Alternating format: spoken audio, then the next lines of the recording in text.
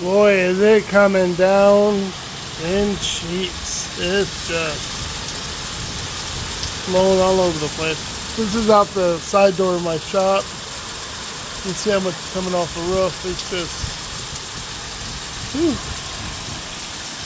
That's the house over there.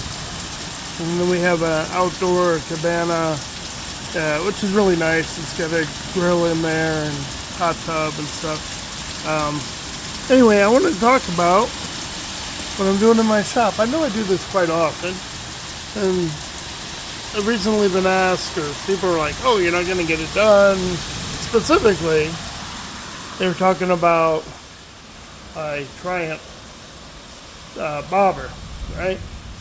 So I wanted to have a conversation, not so much about those people, but I mean, who really cared? The guy had one follower. It doesn't really matter, but it did make me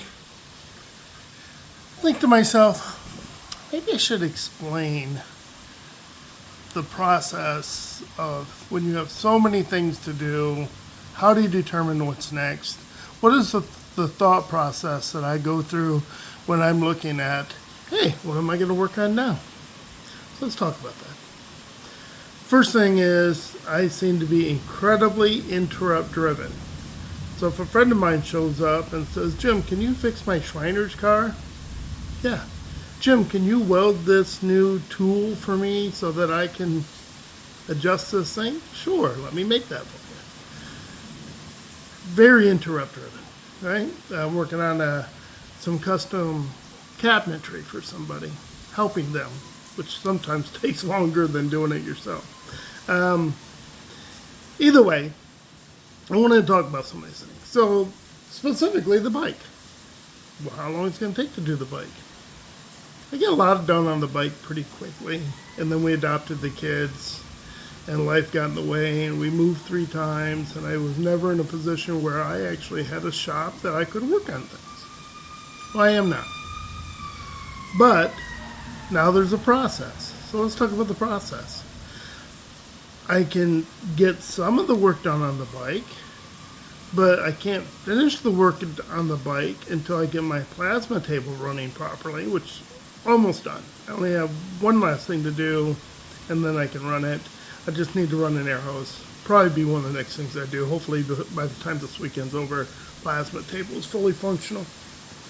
Then what? Well, then I have to finish getting the powder coating oven working. I have all the equipment to run the powder coating oven, but the module's messed up. I can't run it the way it is. Why does the powder coating oven need to work? Why does the plasma table? Well, there's certain brackets that I have to fabricate. Most of the big stuff's done, but I had to build bracketry for the bike. I just want it done right. So I have to finish the plasma table. I plan on probably 70%. Decided I'm going to powder coat the frame. Well, the oven needs to work, right? The oven's large enough to put the frame in, but I need to get all the pieces cut, all those brackets welded in place, the entire bike mocked up and sanded down. Then I can powder. Then I can do the frame, right? But there's a process. And during that process, I get interrupted with a million things. I was out last night with some friends. They're like, Jim, how often do you use your 3D printers? Not as much as I would like to. I know how to use them. I ask them, I'm like, do you use the design tools? Nope, I just do the print the print stuff. I'm like, well, I like to design my own stuff. And when you design your own stuff, it takes longer. Everything takes longer. So, the bike. The bike's coming along, actually. I was working on it a little bit. I'm replacing a lot of the hardware, so they'll have brass screws instead of... I'm not putting brass screws any place that it's structural, so you don't have to worry about them stretching. We know that brass is not as strong as steel. Anyway, but there's so much other brass on the bike. I thought those little accents of brass would be nice. Now, people are like, oh, it's going to take forever to finish the bike. It might take a hot minute. But would you rather something take a little longer and be right and it has the vision that you have than never at all, right? I already have the DNA springer.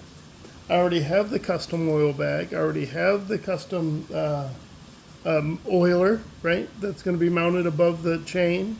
I already have the chain. I have most of the parts. I have the exhaust already. I'm going to build some custom tips, but I have the exhaust. A lot of these parts I have. It's just a matter of finishing those last few items so I can do some custom things to it to really bring it above. And will it ever be on the road? I might take it out a couple times. Just make sure it works, shake out the cobwebs. More than likely, it'll probably end up in my loft area on display. My wife doesn't like motorcycles. That doesn't mean to me it's about the build more so than riding it, but you never know. I'm a Shriner. If they ever make, or I'm a Mason, I'm a Shriner, I'm a Templar. If they ever allow a Whittle Sun in Michigan, maybe I'll get it on the road and be part of the Whittle Sun. Whittle Sun's a Masonic motorcycle club. For those of you who don't know, it's not recognized in Michigan. So I live in Michigan. We don't have one. That doesn't mean we won't ever have one. We just don't currently have one. Anyway, what else? Well, so I got to do the plasma table. Almost done. I got to do the powder coating oven. I have it all laid out. In fact, let me show you what I did. Okay, there it is, right? What did we do? I decided I wasn't happy with how the panel was coming out that I was fabricating from the original panel. So I just got some plate steel and I'm just going to lay it out the way I want it, so I'm not did in any way to the previous layout of the panel. And this has more functionality than the old panel. Why do I want to restrict myself to the layout of the other panel? I don't. So I just got some steel and cut a new panel, and I'll lay it all out and I'll put all the switches in, and I'm starting from scratch. I didn't like the other one, so I'm going to do it over. I'm going to do it right. I'm going to do it the way I want. Taking a little longer than I was hoping, and that's on me because I welded the hole in the other panel. There was a hole in it. Somebody cut a square in it, and I just really didn't like how it turned out. So I said, you know what? I'm just going to start from scratch because it's better to do it once correctly, even if it takes longer, than do it poorly. And this is going to be important because this is a project you do one time and it's going to sit here for 20 years. So it's not going anywhere. I don't plan on ever selling it. My wife will have to deal with that burden when I die. She can sell my stuff. Somebody up with a vet. That actually starts right up. I can drive it. I need to redo the seat covers. Having some trouble with seat covers. When I did the seat covers, there's one little part right here, can barely see, was puckering. I didn't like it, so I'm gonna take it in and probably have a professional finish it for me. That's all that needs done on the vet for it to be up and running. So we're getting there. We have a big opening in my shop now. That's where my John Deere used to sit. I moved that over to another small garage I have off the garage over there. There's a little, like a side garage. I literally think it's for a lawnmower. So anyway, I'm talking a lot because I don't want to go out in the rain. Everyone, thanks for tuning in. Thanks for allowing me to describe the thought process on doing some of these projects. And it's just not easy. There's a lot to these things.